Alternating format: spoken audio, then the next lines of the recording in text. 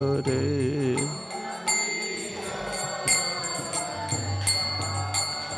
Yamuna Tira Banachare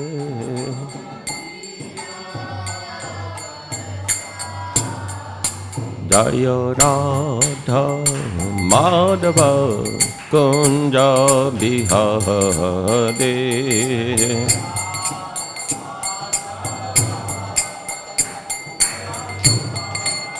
Jaya Radha Madhava Kunja Bihare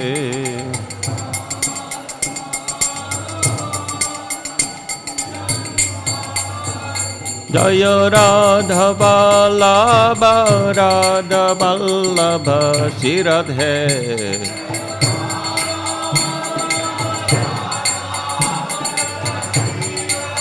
Jaya Jagannath Jaya Jagannath Baladev Jaya Subhadra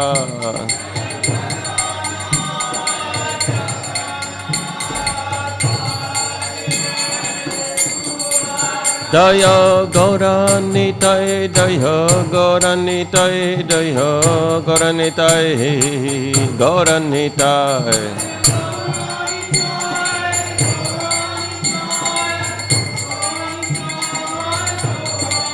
Prabhupada, Prabhupada, Prabhupada, Jai Prabhupada.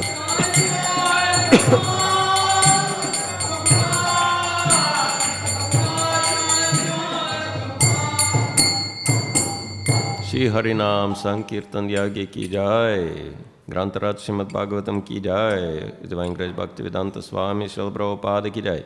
Iskon Guru Vrinda ki jai, Samaveta Bhakta Vrinda ki jai. All glories to the assembled devotees, Nitai Gaur Premanande.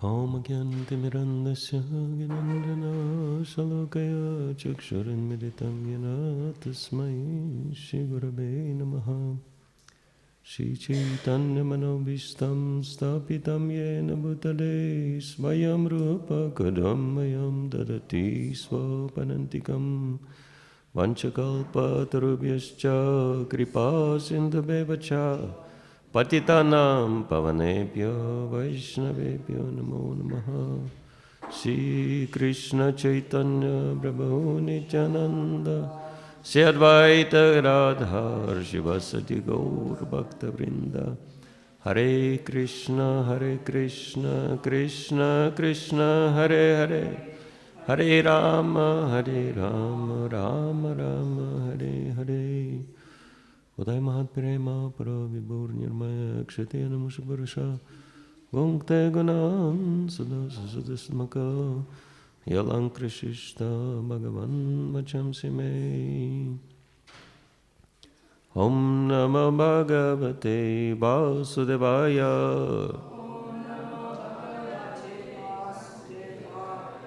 Om Namo Bhagavate Vasudevaya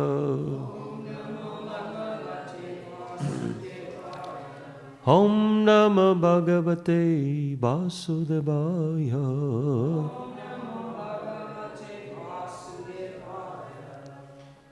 Hare Krishna. So today we continue reading Canto 4, Chapter 24 of Srimad Bhagavatam, chanting this song sung by Lord Shiva, text 71. Yogadesham upasadya Yogadesham upasadya Darayanta muni vrata Darayanta muni vrata Samahita diya sarva Samahita diya sarva Etat abhyasatadrita Etat abhyasatadrita Yogadesham upasadya Darayanta munivrata Samahita diya sarva Etat abhyasata drita. Hare Krishna. Yogadesham upasadya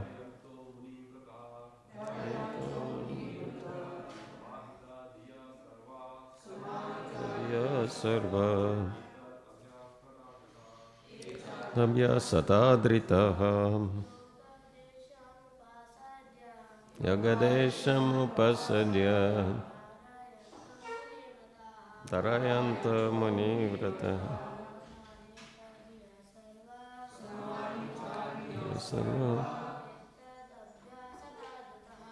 Tadabhyasata dritaha.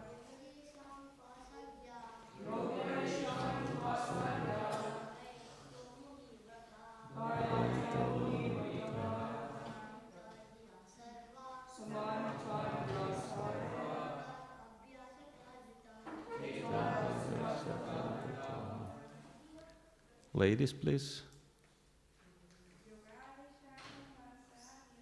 Yogadesham upasadya Darayanta munivrata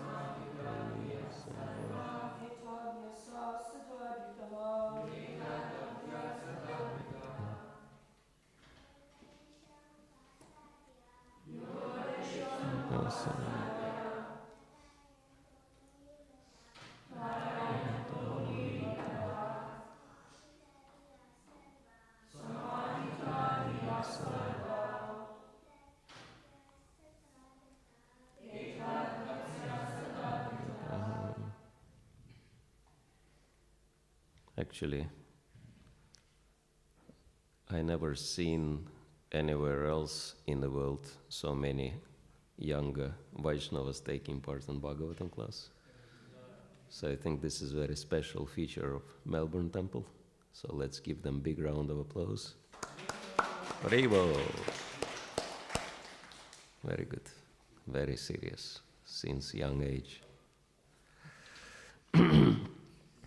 Yoga Adesham. This instruction of Bhakti Yoga. Upasadya. Constantly reading. Darayantaha. And taking within the heart. Muni Vrataha. Just take the vow of the great sages. The vow of silence. Samahita, always fixed in the mind. Diyaha, with intelligence. Sarve, all of you. Etat, this. Abhyasata, practice. Adritaha, with great reverence. Translation purport by His Divine Grace A.C. Bhaktivedanta Swami Srila Prabhupada Ki Jai. My dear princess, in the form of a prayer, I have delineated the yoga system of chanting the holy name. All of you should take this important stotra within your minds and promise to keep it in order to become great sages. By acting silently like a great sage and by giving attention and reverence, you should practice these methods. Purport. In a Hatha Yoga system, one has to practice bodily exercises, dhyana, dharana, asana, meditation, etc. One also has to sit in one place. in a particular posture and concentrate his gaze on the tip of the nose. There are so many rules and regulations for the Hatha Yoga system that it is practically impossible to perform it in this age.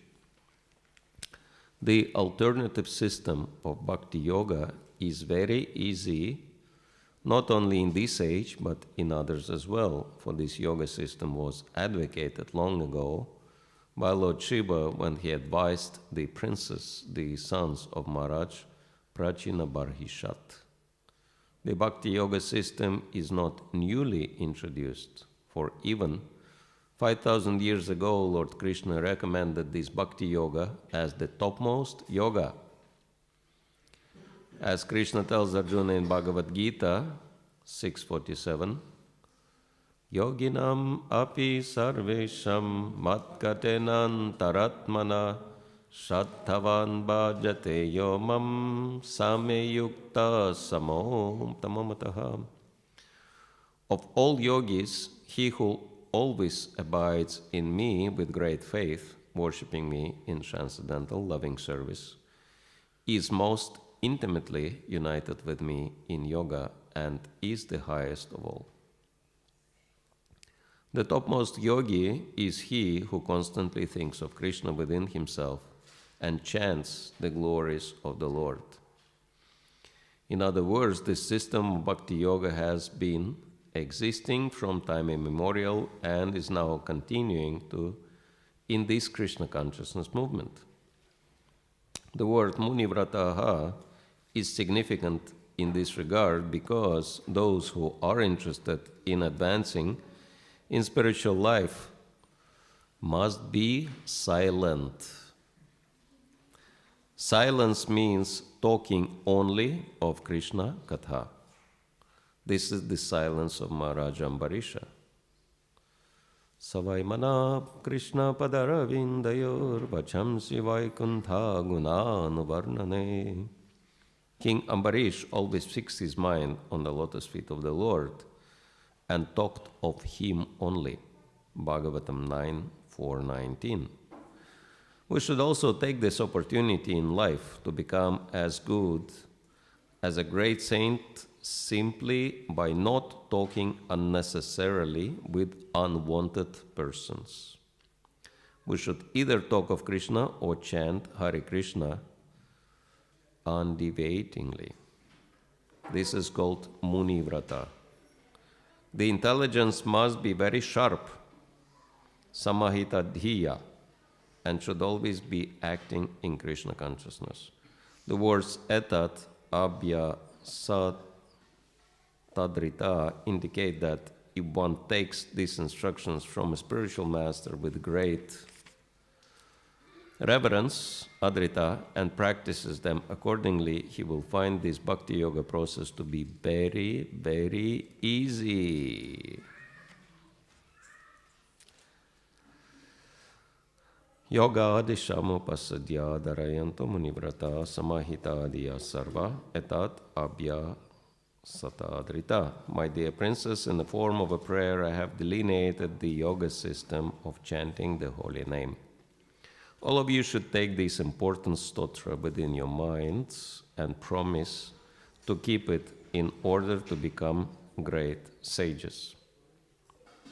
By acting silently like a great sage and by giving attention and reverence, you should practice this method.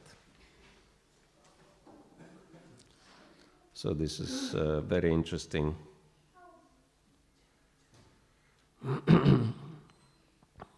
verse, instruction of Lord Shiva. And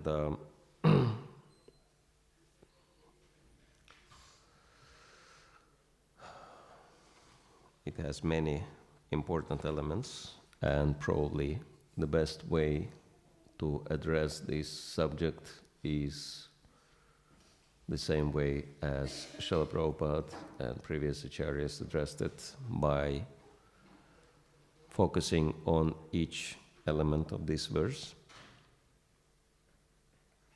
So first element is yoga adesham. Adesham means instructions, so instructions in yoga.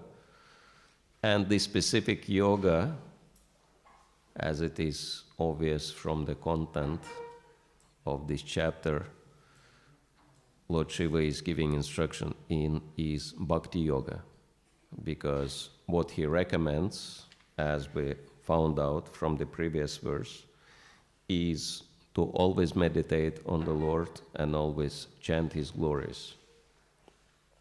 And so we can understand that these are the elements of Bhakti Yoga, because Bhakti Yoga is consisting of 9 elements. Shravanam Kirtanam Vishnu Smaranam Padasevanam Vandanam Archanam Vandanam Dasyam Sakyam Atma Nivedanam.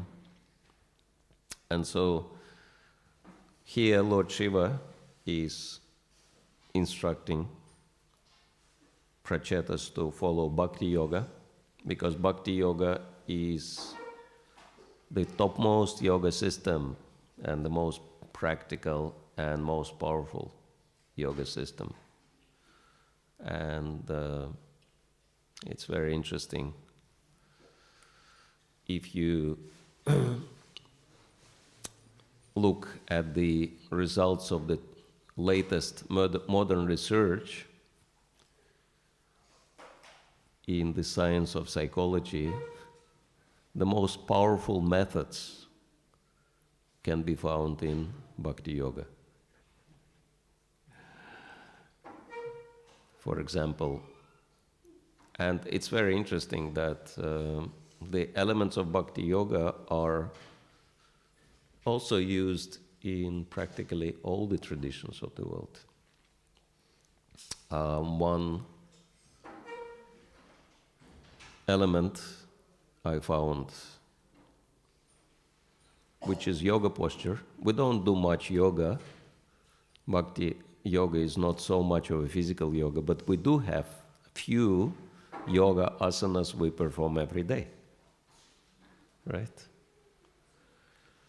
For example, one of them is Panchanga asana, which is, or Panchanga Namaskar, right? That bowing down with 5 limbs on the floor, 2 legs, 2 hands, and a head.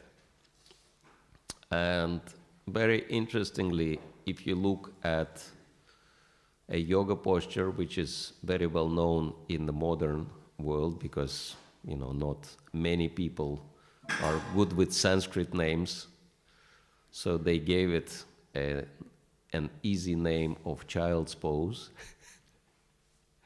But actually the original name of this asana is Shashanka asana, because the body is resembling the half moon, right, on the floor, like that, with the back bent like this. And I read one account from one very famous yoga master who said that even though this is very simple, but this is mega powerful yoga posture, because he said in his youth he was having serious problem with rage, with anger fits, right? He would very easily become angry, and anger would come very strongly. And so he started practicing yoga, and of course, even in yoga you have the guru-disciple relations, right? That even yoga teacher has to instruct disciples very strongly sometimes, right? To do something disciples want to do, to not do something disciples like doing, and do something they don't like doing, right? And so that yoga teacher gave him some instruction which he didn't like, and he became so angry at his teacher that he ran home and he took rifle And he ran back and pointed rifle at the teacher, being ready to shoot him. And teacher looked at him calmly and he said, okay, I can see you have serious problems with anger. Don't worry, I will teach you one yoga posture, and this yoga posture will completely solve all your anger problems for good. And then he said, this is Shashanka Asana. So you do this asana every day, you will forget about all your anger problems. And it's very interesting that he gave an explanation how it works physically, on a physical body, because the changes in moods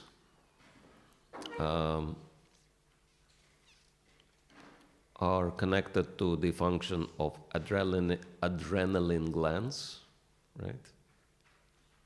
And so, if you have too much adrenaline in your blood, that means two things, either anger or fear. Sometimes they call it fight or flight response, or freeze, right? 3F. So when people have too much adrenaline in their blood, they might even want to fight or take a flight or freeze out of fear, right? So that's too much adrenaline. Lack of adrenaline leads to depression. That's why if someone is depressed, it is recommended to do some physical activity. The depression will go away. Because it's just, chemical reactions within the body. It's so stupid. We are encaged in this bag of bones and we're so dependent on chemical reactions within it. And so what this Shashanka Asana is doing, it, massages effectively your adrenaline glands, which are situated in here, in the abdomen area. And when the adrenaline glands functioning properly, you don't have excess or lack of adrenaline in your blood, so your mood will be equal. You can actually afford equilibrium of consciousness, which is very important for advancement in Krishna consciousness. And so we can understand that even though we don't have too many asanas in Bhakti Yoga, but the ones we have are so powerful that they give more benefit than all the other asanas, right? And so that's why it is very important to practice Bhakti Yoga properly. And another one, that one really made me laugh when I read it, that I looked at what science recommends for gaining confidence, right? And confidence is very important, because without confidence you cannot do anything, right? As Srila Prabhupada joked one time, that if you have confidence, people will follow you, whatever you do. And it's very important for devotees to have influence on other people, because if you want people to appreciate Krishna consciousness and follow Krishna consciousness, you need confidence, right? And Prabhupada gave this example from Charlie Chaplin comedy movies. Apparently Prabhupada was very fond of those in his youth. And so he said, Charlie Chaplin was somewhere at the ball dance, and somehow he ripped his suit he was wearing, with long tail suit, and it was ripped pretty badly, up to the middle of the spine, so his short was visible. But then he said he was not embarrassed about it. trying to hide it, and he ran in the middle of the ball hall and started dancing very confidently. And the tails of his suit were flying in the air like that. And all the other men, they looked at him, appreciating his confidence, and they were thinking, wow, this must be new fashion. And they started ripping their suits and dancing in the same way. And Prabhupada gave the example, even if you do something stupid, but if you do it in a very confident way, then people will follow you. What to speak of Krishna consciousness or Bhakti Yoga, so that's why it is very important for us to be confident. And I've looked at, what are the elements, according to modern science, which are enhancing confidence in people. And you will never believe it. They recommend for confidence, you do daily rituals. Whatever rituals you have, you just do them daily. That will increase your confidence. Another thing for confidence was to have some charm in your life, because if you have charm, that really increases your confidence. We have so many charms, charming forms of the Lord. Right? And then one other thing for confidence was to sing and dance every day. And the last one is the best. They recommend, especially, people are struggling with confidence when they have to do some public speaking. Speaking in front of many other people somehow, that makes many people nervous. What will they think about me? What will they say about me, etc. And they recommend for confidence that before you do that, you just stand up straight and you put your hands in the air in a V-shape form and hold them like that for a while, and that will make you very confident. Gaur Premanande! So that's very interesting to see that the topmost results of this scientific research is showing how powerful Bhakti Yoga is, right? And this is, there were many reasons why Srila Prabhupada was saying that Krishna consciousness is not sentimental, it's scientific, right? And so it's very interesting to see how deeply scientific Krishna consciousness is. And this is also one of the reasons Srila Prabhupada said that Krishna consciousness is the best solution for all the problems of the world. Do you think people have problems with anger? Do you think people in this world have problems with lack of confidence, fear?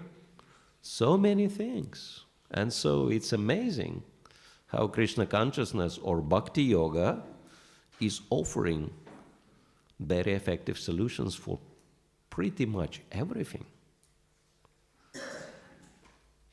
And if we want to have those solutions, we can understand it is important to practice Bhakti Yoga properly.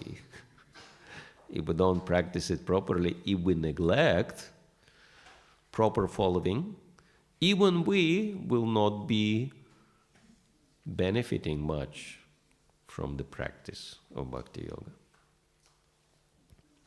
So serious following gives you results, serious results. And if you get serious results, your faith in the process increases, and then you will be enthusiastic to teach other people. So that's Yoga Adesham, instructions on yoga, which is Bhakti Yoga. Upasadya, Srila Prabhupada translates in synonyms as constantly reading. And that's very interesting. Prabhupada was insisting that devotees should constantly read his books. Because his books are giving instructions on Bhakti Yoga. And, our materialistic mind is always questioning this, that I have read this already.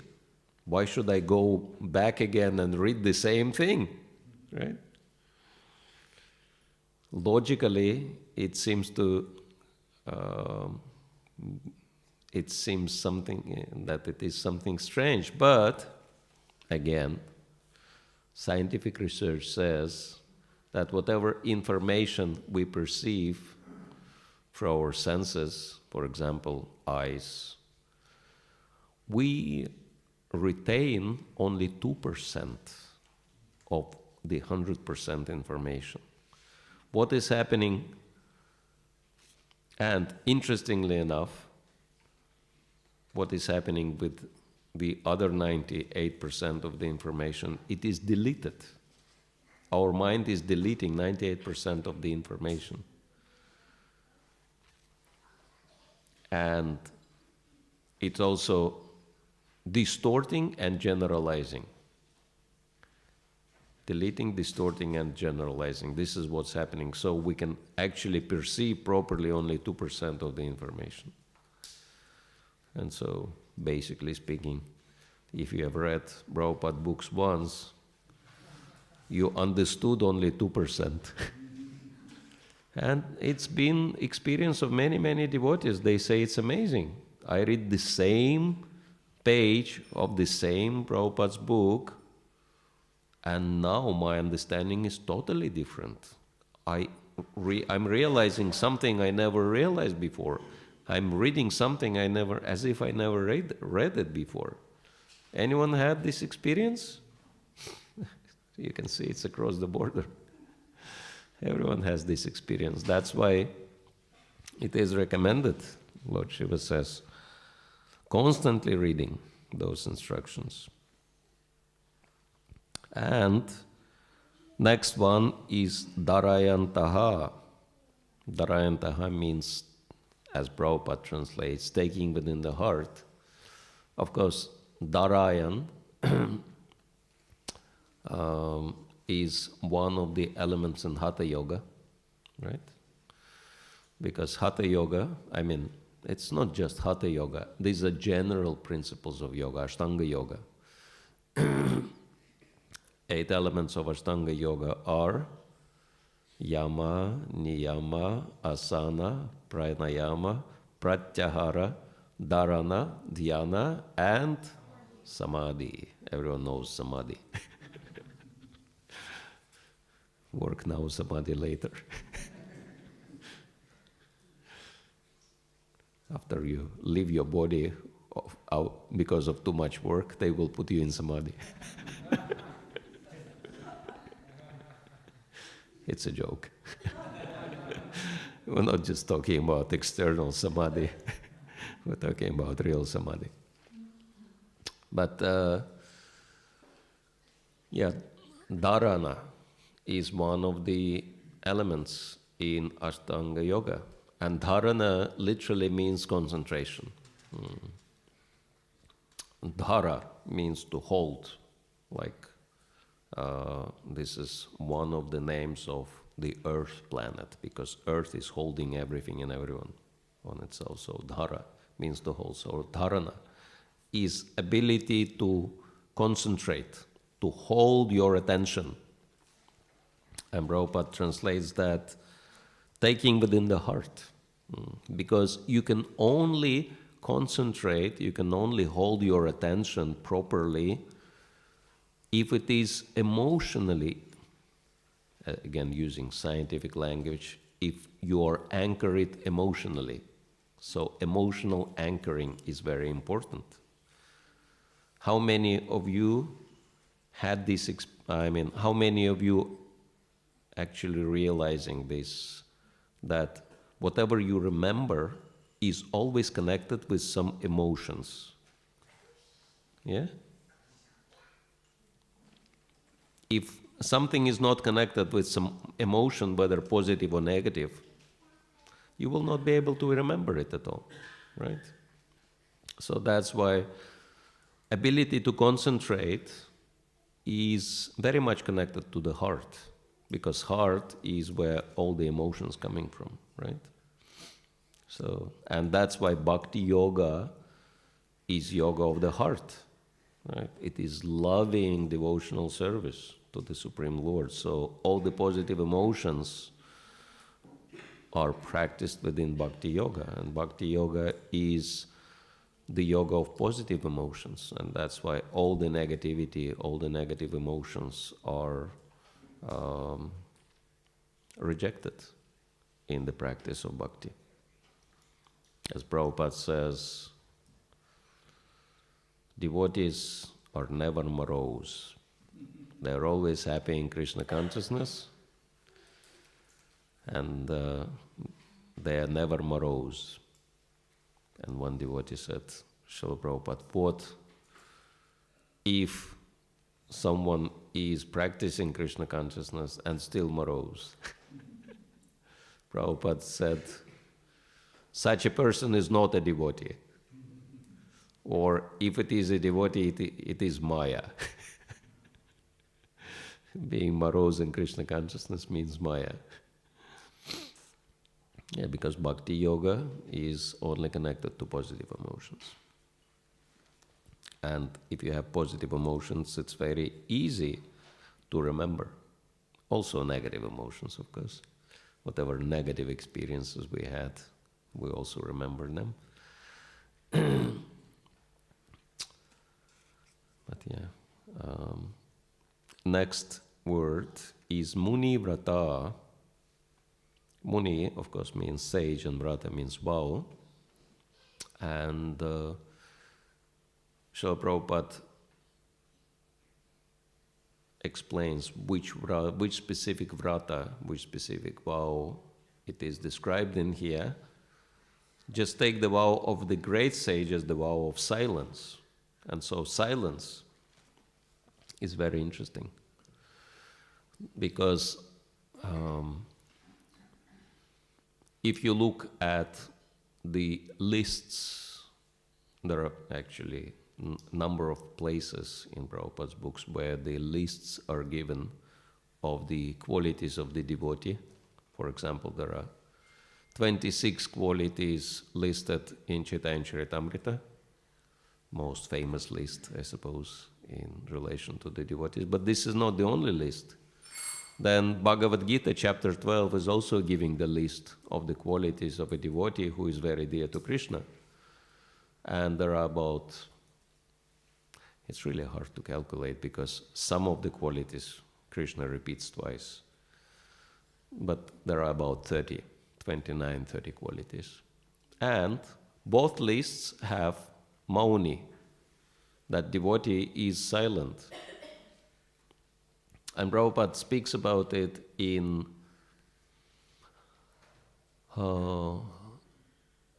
Krishna book, the chapter, the description of autumn. And he says, great sages are sometimes speaking and sometimes they are silent. And of course, we know that great sages are speaking because, or devotees, because they want everyone to become Krishna conscious. But then why are they silent? And one devotee was asking, and Prabhupada said very interesting thing. His response was, because devotee is not obliged to speak. That's a very interesting answer. Devotee is not obliged, that's why devotee keeps silent. That means if someone provokes us to speak, we don't have to speak. And Srila Prabhupada explains a very interesting thing here in the purport, that we should either talk of Krishna or chant Hare Krishna. And no, that's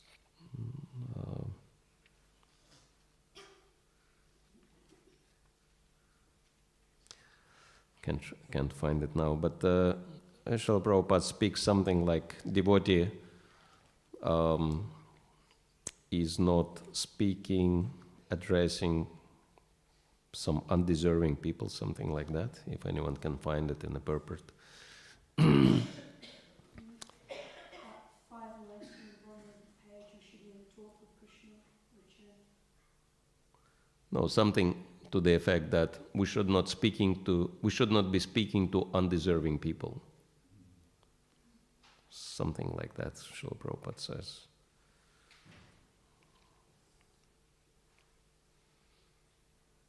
Oh yes, we should also take this opportunity in life to become as good as a great saint simply by not talking unnecessarily with unwanted persons.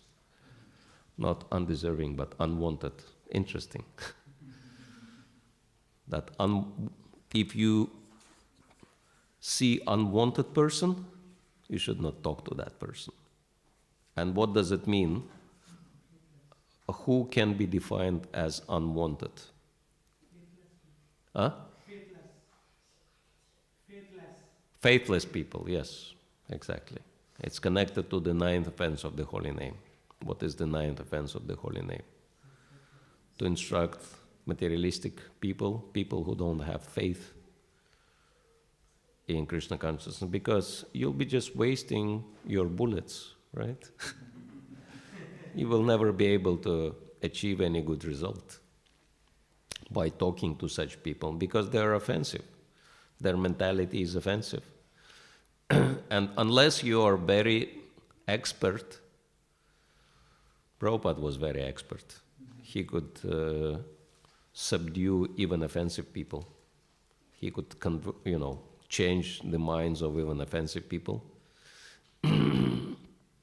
Because this is what Lord Shiva is instructing, is standard instructions for spiritual advancement. And one instruction, and that 9th offense is very prominent, that if you come across someone who is offensive, you should just ignore that person. Offensive people have to be ignored. Why? 11th chapter, 11th canto of Srimad Bhagavatam explains the reason why. Because, of course, Prabhupada says that many times. But then Acharyas are elaborating why. Because if you talk to them, as Chanakya Pandit says, if you give a fool good instructions, instead of appreciating those instructions, what will happen to the fool? He will rather become angry. So if you continue instructing unwanted people, offensive people, they will rather become angry and continue committing offenses and continue degrading. So Acharyas are explaining, to prevent these people from further degrading themselves, you should just ignore them, leave them alone. This is the instruction for demoniac people, because offensive mentality is demoniac mentality. And so if someone is offensive, someone is demoniac, just leave them alone. Let them live the way they want. Don't push them into committing further offenses and degrading even more. Be kind upon them. Right? And so don't provoke them like snakes. Just leave them alone. You don't, go on crusade to kill all the snakes, but you don't, provoke the snakes. Just leave them alone. So the same instruction is applicable to envious people or demoniac people, offensive people. And that's why devotee is silent. But if someone is very powerful and very expert like Srila Prabhupada, he could convert even completely offensive people, change their minds. Like there was one instance when Srila Prabhupada was when he was asked by one reporter about some very touchy issue. sometimes these reporters, they want opinions of some, famous people on some, kind of touchy issues. And, the idea is that whatever this famous person says, you can connect it with that issue and make big deal out of it, right? And in the process, kind of, what they call it, morally assassinate the great personality, which is kind of sports in Kali Yuga, right? Very popular thing. Whoever is famous, let's put some dirt on that person and become famous in this way, right? That this is such a great personality, everyone respects, but I can challenge that great personality, right? And so, Prabhupada immediately realized, of course, what was the purpose of this reporter asking this question. What do you think about it? And Prabhupada responded in a very smart way. His response was, do you want to hear what you like to hear, or would you like to hear the truth? And of course, the reporter said, of course, I would like to hear the truth, and nothing but the truth. And Prabhupada said, okay, the truth is that you are not the body, and Krishna is the Supreme Personality of Godhead. And the purpose of our life is to develop loving devotional service to Krishna. And so he preached to him for next half an hour. And because that reporter requested the truth, he was writing it down very nicely. And he published very nice and very positive article about Krishna consciousness. So we can see that, powerful devotee like Srila Prabhupada can convert even the mind of someone who is very materialistic and very demoniac on the spot. But if we don't have those powers, like Srila Prabhupada, it's best to just ignore, just leave these people alone. And if they want to argue, we should not be getting into the arguments. Actually, Srila Prabhupada speaks about this point in chapter 10, verse 32 of Bhagavad Gita. He says, Krishna says in this verse 10:32, Vada pravadatam aham. Among logicians, I am the conclusive truth. So conclusive truth is Vada. And so then the purport explains different types of logic. So he says, among logicians, there are different kinds of argument. Supporting one's argument with evidence that also supports the opposite side is called jalpa. Merely trying to defeat one's opponent is called vitanda.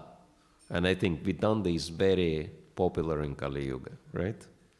Just defeating people not for any practical purpose, just to satisfy false ego, right? That's the only purpose of defeating someone. But the actual conclusion is called Vada. This conclusive truth is the representation of Krishna. And actually Prabhupada speaks about it more in other places in his books. He says that the desire to argue for the sake of argument is also prajalpa. It's completely useless. And it's very interesting that the power of the words can be very great.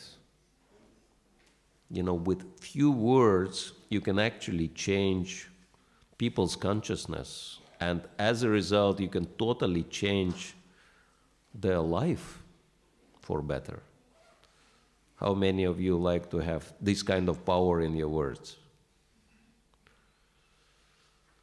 So then it is very important to understand how do you have so much power in your words. And that is to actually value your words. If you value your words, then other people will also value your words. And how do you value your words? Well, one thing, whatever you say, you have to do. If you say and don't do, that means you don't value your word. And that means other people will not value your word also, and they will not value you. So that is one way to value your word. If you are not sure 108% that you can deliver on your promise, don't say. And if you said, you better die than break your word, right? So that's really important. And the other way to value your word is not to say anything without thinking very carefully first, right? So this is the way of the sage. First think very carefully and then say. Many people, in conditioned life, conditioned man first says, then thinks. Right? Did I say the right thing?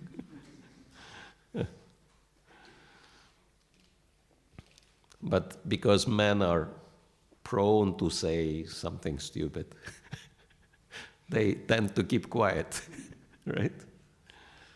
And conditioned women's tendency is to say and think at the same time, right? Women tend to think out loud. That's why it's very confusing for men sometimes, right?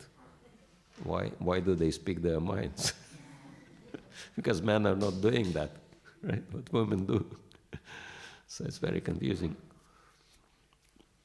But the tendency of the sage is to think first and then say, right? And so if you value your words in this way, other people will also value your words. And whatever you say, that will enter into their hearts and will stay with them for life. I had personal experience. My first temple president, he already left his body, but he was very contemplative and very deep devotee. And most of the time, it's like you could hardly hear him speak anything. He was either chanting, and he was chanting loads of rounds, definitely more than 64. Because all the time you would see him chanting. And he was either chanting or keeping quiet. Whatever he was doing, he was silent. And he was speaking very rarely. But if he would say something, that was like a nuclear blast. And one time I've got it. I was very fond of Prajalpa, speaking anything and everything. And he looked at me and he said, "Can you do me a favor?" I said, "Yes." He said, "Can you either, if you have nothing valuable to say, can you either keep quiet or chant Hare Krishna?" That was 30 years ago. I still remember that instruction. And even though it is stated so many times in Prabhupada's books, the same thing, right? But when it came from his mouth, because he was actually practicing it himself, that was it. That kind of burnt it down in my heart, this tendency. So that's the power of the word. It says that word is mightier than this sword. And so, if we want to have real power in our words, it's very important to practice what Lord Shiva recommends in here. Anyway, I actually knew that this verse is really deep and we wouldn't be able to cover everything. So we just covered half of it, and probably we should stop and ask if there are any questions or comments, suggestions or complaints. One comment, when you are talking about adrenaline secretion in the body, the adrenaline has, at that time they get very angry, the people, and they get labile hypertension. And such people have a tendency of getting high blood pressure and heart problems. Yeah. So adrenaline secretion is really a terrible thing. Yeah, we could actually offer very powerful solutions to the whole planet, solving all these problems. If we make Bhakti Yoga practice easily available for everyone, and so I think most of our efforts should go into that. How to help people to have access to Bhakti Yoga, easy access to Bhakti Yoga, and how to popularize Bhakti Yoga as perfect solution to, practically speaking, any problem. Thank you. Yes. You said that we should have confidence, and how can we build that confidence or confidence? Should I speak more on confidence? Or what is the question again? You said that we should have confidence, then how can we build that confidence? Oh, how to build confidence? Well, this is second element recommended by Rupa Goswami in Upadeshamrita. There is very famous verse which says that there are 6 elements which help us to develop our bhakti, which help us to advance in Bhakti Yoga. Very famous verse, I'm sure that many devotees know it by heart. Utsaha nishchaya dharyat tat karma pravartanat sangatyaga satovrite sadbir bhaktir prasidati. So the first one is enthusiasm, and second one is confidence, and third one is patience, etc. And my conclusion is that if you want, you can only develop confidence if you are enthusiastic. So enthusiasm is first and foremost thing. And this conclusion is based on Srila Bhaktivinoda Thakur's explanation on this verse, which is found in his book Bhakti Aloka. Very powerful book, Bhaktivinoda Thakur's commentaries on Upadeshamrita. And he explains why enthusiasm is first and foremost item which helps us to advance in bhakti. Because he says enthusiasm is a power which destroys all anarthas, all obstacles on the path of bhakti. If we are enthusiastic, then all obstacles can be easily destroyed. But if we're not enthusiastic, we can get stuck. And naturally, if we are struggling with our anarthas, that brings our confidence level down, right? We start doubting in the process of devotional service, in our own ability to practice. That's why my conviction is that if you want confidence, you need to be enthusiastic.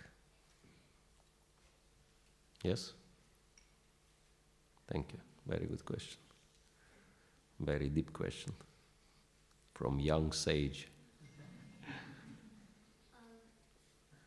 Like you said, we should ignore the people who are faithless. So after you ignore them, and after some time, do their heart change or no? If we ignore them, will their heart change? Well, this question is even deeper. We have two advanced sages in this audience, young sages. The heart of the people can only change if they have association of the devotees, but it is true that if devotees will ignore them, how can they change? And that's why it can only be changed by the association of very saintly and very powerful devotees who can not just ignore materialistic people, but who can influence them and help them to change their heart.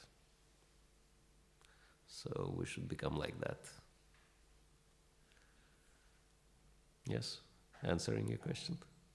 Thank you. Yes? Sometimes you say faithless we can avoid. It's easy for practicing devotees to notice who is faithless, who is not. But as practicing devotees, sometimes like if other devotees are acting diplomatically, they're nice in front of you but not behind. And sometimes their dealings are like if they come to you, they have some purpose. What's in like what advantage I will get from that devotee. In that mode, they will come to you. Like how to deal with such devotees? Because we are also not pure. We are practicing devotees. Yeah. Well, if someone is engaged in diplomatic behavior, that's called hypocrisy. And it is not a very good quality in Krishna consciousness. And that is obviously based on envy.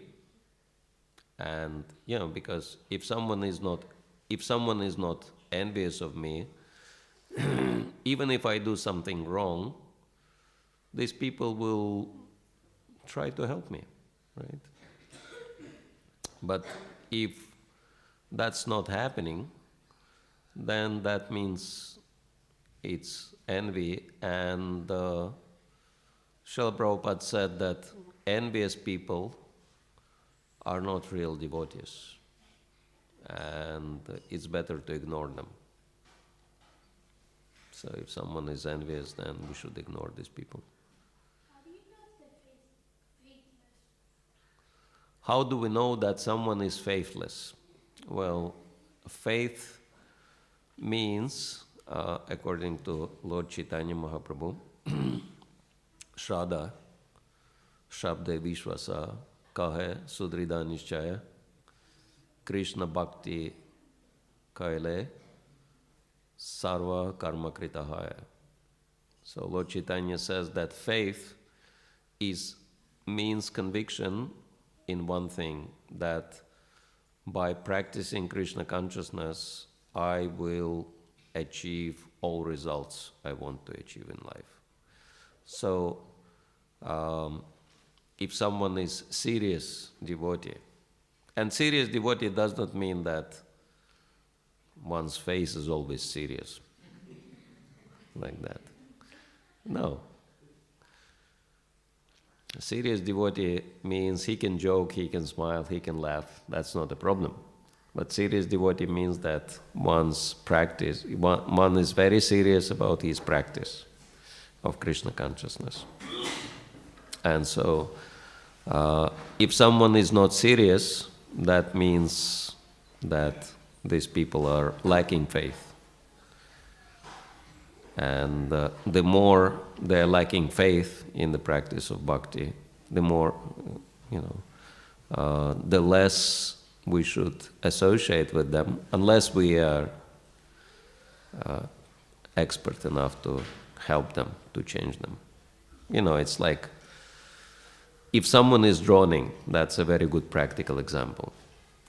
Unless you are expert rescuer, that you should not try to help that person who is drowning, because in the water, right? You are swimming and that person is swimming and that person is drowning. Unless you know how to do it, if you try to help that person, you know what's happening if someone is drowning? They are panicking. Yeah, and they grab onto you and they prevent you from swimming, and they make you both sink and drown. So that's why if you're not expert, and if you try to help someone who is in that stage of consciousness, materialistic stage of consciousness, you can become affected as well, right? But if you are expert, you can do it. You can help them. You can actually rescue them as well. Yes? Good. Wow, all the young sages have questions.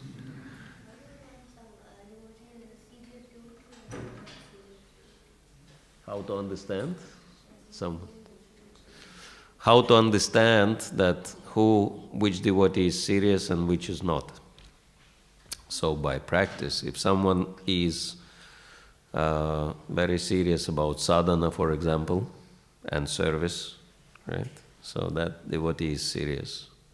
And if someone is very loose in sadhana and service, that devotee is not very serious. Yes? Yeah. I really like Martha's question. So can we just explore it a little bit further? Because there are some gray areas in this. Because in a congregation, we don't have all black and white. They're all grays. And if we start avoiding each other, then we don't have devotee association. So in that situation, see, all of us are practicing. We all have issues. So in this situation, if we all have to move forward, can we, like, if we start avoiding people? I mean, I would say, like, all the devotees, at least we should say that they're all tried. So they're all in shades of gray. So I was just thinking, like the other time when Devamita Maharaj was speaking, he said, he was talking about some people who are coming after a program, and he said they came with such enthusiasm. The program is all finished. So what are they coming for? They were coming for prasadam. And so Maharaj, he took that, if I have just their enthusiasm in all devotional service, so he's able to take a good aspect from that and ignore that. So can you give us some other techniques like that, so that we can associate with people who are maybe diplomatic, so that we can all move forward. So that we are not affected by the enviousness, but we are able to move forward, because we are all in that same field. Yeah. You can't avoid. Yeah, of course, avoiding doesn't mean you run away when you see a devotee who speaks badly about you, or you, what you call it,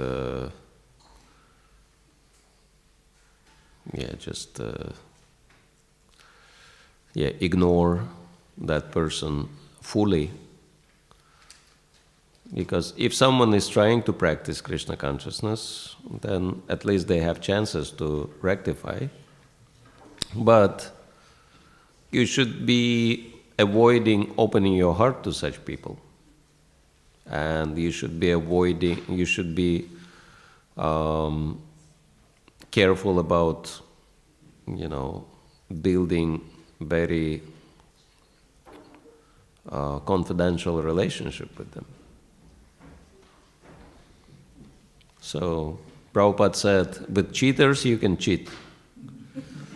So if someone is diplomatic, then just be diplomatic with them, because this is how they are, what to do.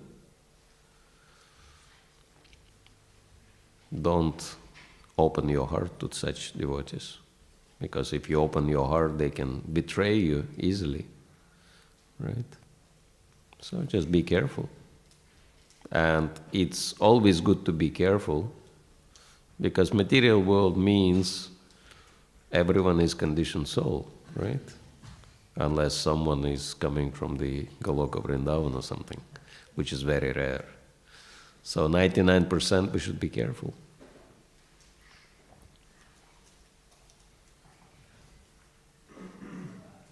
Vigilant, as Prabhupada says.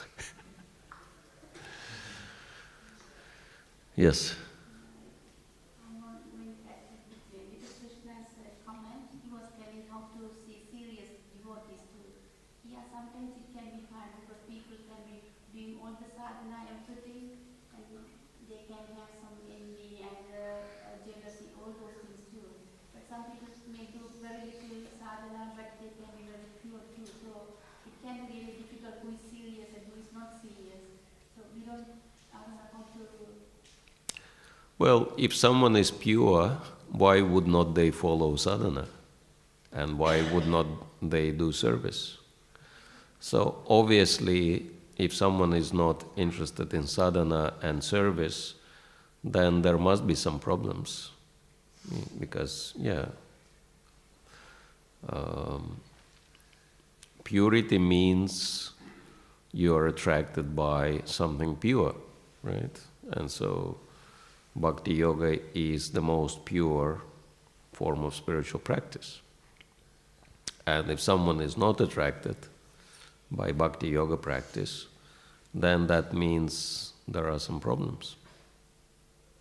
Not sadhana, they are not doing it. Like Hanuman also doing sadhana and also doing sadhana, but it's different volume. Right? Hanuman can do so big things, and the ant and the spirit can do little things, but they are both doing sadhana equally. I can say equally.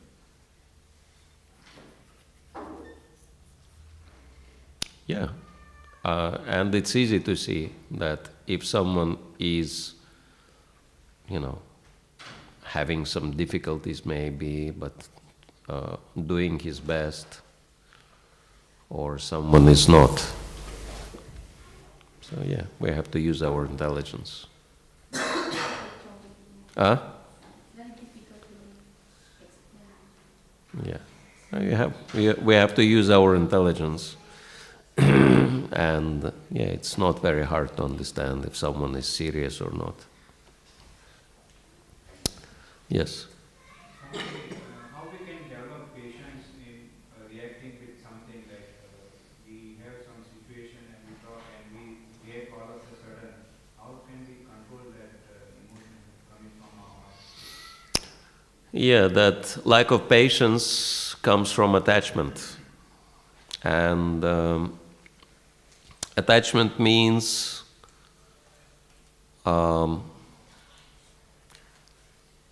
one famous American rock singer was saying, "I want it all and I want it now." That's like very typical mentality of someone who is attached, right? I want it all and I want it now. I cannot wait. And so, but Krishna consciousness means not what I want. Krishna consciousness means I'm focused on what Krishna wants. And I'm focused on my plan. I'm not focused on my plan, I'm focused on Krishna's plan. And if I understand, okay, Krishna is the controller, so Krishna has his time. And it is something we've recommended last year, but I'm not sure how many of you have been at our course, and even if you've been, how much you remember, that the easiest way in general to deal with any conflicting situation is very simple.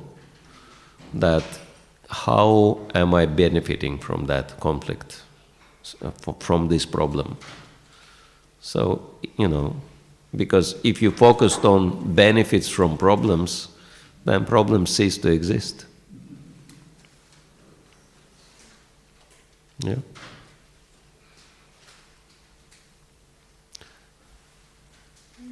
Mother, you mentioned that we need to think what to say before we say